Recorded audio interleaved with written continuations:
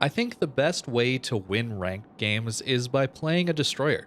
It has the most battle influence and is easily the most impactful for helping your teammates win games. So, playing a DD, I want to play aggressive when my teammates are with me. Just because I'm playing the black here with a radar and a smoke doesn't mean I wouldn't play this aggressive in another destroyer. Since I have most of my teammates behind me on this flank, I want to play incredibly aggressive, get the enemy destroyer spotted, and hopefully, well, try and take him out. The difference in destroyer DPM is not so great that the fight is decided by how much support you have. By that, I mean a Unicum versus a Friesland, for example. Massively in favor of a Friesland in a straight DPM fight. But if this Unicum has the backup of teammates, the Unicum is going to win that engagement every single time. That's because having teammates also help you in your destroyer engagements is going to win most of those engagements.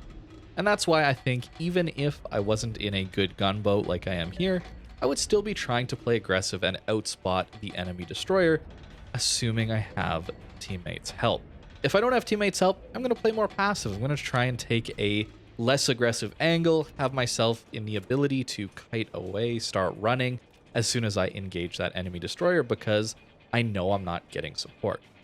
But that's just the initial engagement here. You'll notice I actually didn't end up taking the cap, even though it managed to tick down to 0. There's a small delay after the cap zone before it actually ticks over into your control after you've run down this timer in the bottom middle. So bit of a misplay there, but it's okay. We'll make up for it by taking the capture zone now.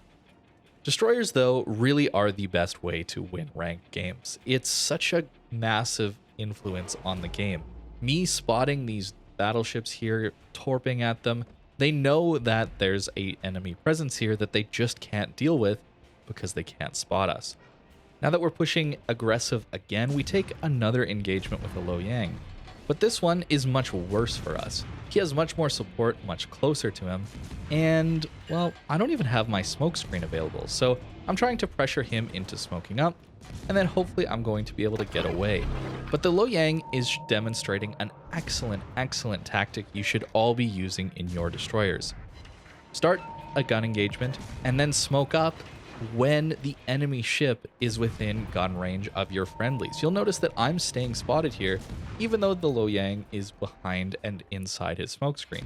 That's because the Iowa on his team is spotting for him. This is something you should constantly be trying to think about while playing a destroyer. If I'm going to get into an engagement with an enemy destroyer, am I able to smoke up and have my teammates be the ones spotting that enemy destroyer because they shot at me?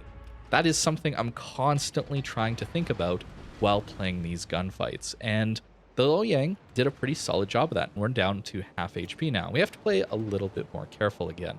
But that's something you always want to do, even if you're not in a gunboat DD.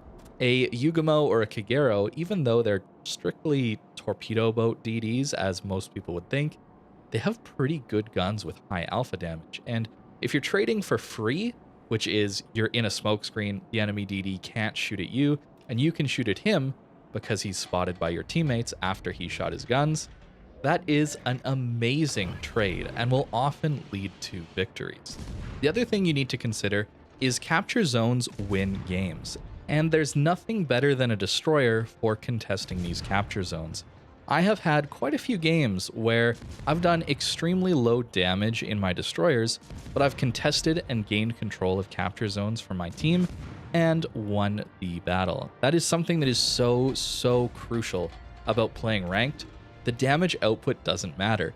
For a lot of people, including myself, in random battles, getting high damage numbers is part of the appeal. In ranked battles, though, that is not the goal at all. Winning at all costs, playing with your teammates just to get that victory, get that extra star, is all that matters. So I'm not focused on dealing damage, I'm focused on getting cap control. And that's why I'm wanting to talk so heavily about these destroyer engagements. If you're going to win the initial destroyer engagement, or you're able to bait the enemy destroyer in getting too aggressive, pushing into your somewhat weaker gunboat and getting himself killed, or reducing their HP by a ton, That's going to help win so many more games and certainly help you rank out much quicker. Because at the end of the day, it's not the number in the top right that matters. It's that win and gaining that star, increasing your rank towards rank 1. Of course here, I noticed that the enemy team was capping A again, so I decided to leave the B cap and move back towards the A cap. I'm trying to play in between the B and the A cap. Most of the maps these days in ranked have very, very close capture zones. There's a few exceptions, but a lot of them are like this. So I'm trying to play in between these two capture zones and essentially zone out the enemy destroyers from ever being able to freely cap these zones. Unfortunately though, the Loyang did manage to get A, and with the enemy Pommern pushing in here, I'm forced to run away since the secondaries, well, not the most accurate, are going to get a few hits here and there, and I can't really afford to take that little bit of chip damage. So now that we've run away a little bit, we'll notice that we're actually losing this game. The enemy team has the same number of ships left as us, but they have more caps and many more points. So we're going to have to do something to win this game here. And on top of that, our Ruprecht is probably going to go down because he's caught in a crossfire between a Pommern and a Rochester. The key to winning this game, though, is going to be gaining control of the A cap and taking out the remaining enemy destroyer. So that's what I'm going to focus on here. I don't really need to help our Ruprecht, and in fact, he manages to take out the Rochester, which is a huge bonus for us. But we're focused on caps. We're not focused on the kills. We're not focused on damage output yet. We're using our torpedoes as area denial to try and prevent the enemy from capping. And by pushing in aggressively to the A cap here, we notice that the Loyang is in smoke. He has a hydro. So as soon as we get spotted by his hydro, I can pop my radar and instantly deal with him.